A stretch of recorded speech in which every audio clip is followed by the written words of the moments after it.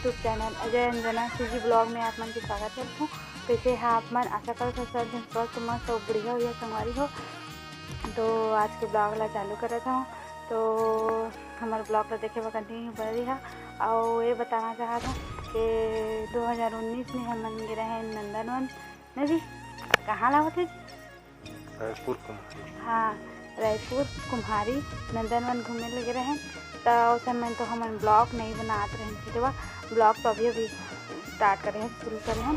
तो उस समय वीडियो है तो आप मन के साथ शेयर करना चाहते ना, आप मन बताना चाहते तो हमारे वीडियो ला जरूर देखिए संगवारी हो। और अच्छा लगे तो लाइक कर दी है, और नया हो तो सब्सक्राइब कर दी है। जय जोहार, जय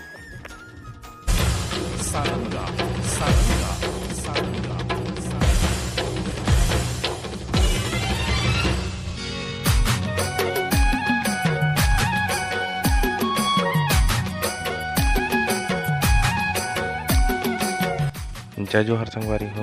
किसे अपन तो चला ब्लॉग ने शुरू करथन।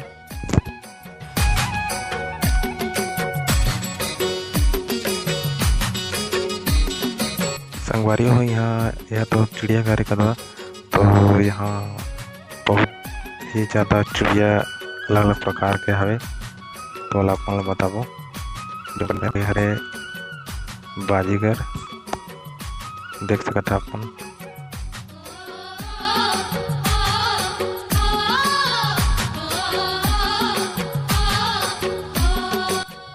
संगवारी हो देख कोना में देखा था ना तो फिर नील गाते करे अबे करवा तो आगे में जाबो।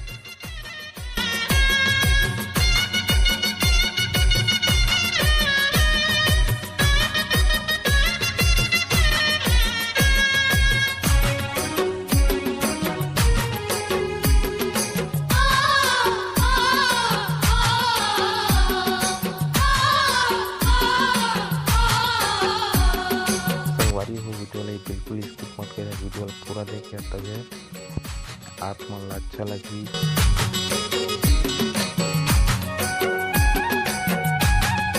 संगवारी हो हम पहुँच गए हैं थे पक्षी के नाम है कोकाटिल।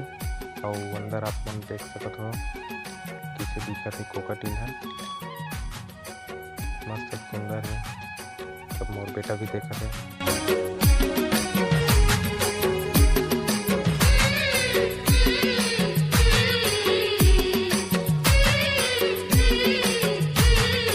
संगवारी हो हम नंदवन पहली बार गिरे हैं तो पूरा मस्ती के साथ घूमत रहे और पूरा एंजॉय करत रहे।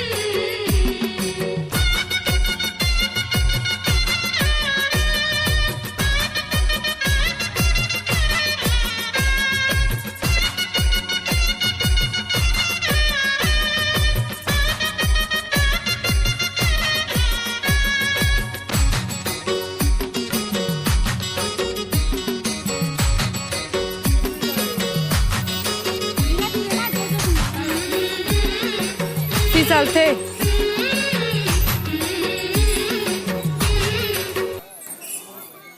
रास्ता रास्ता देखो आँख मेरी लड़ी है।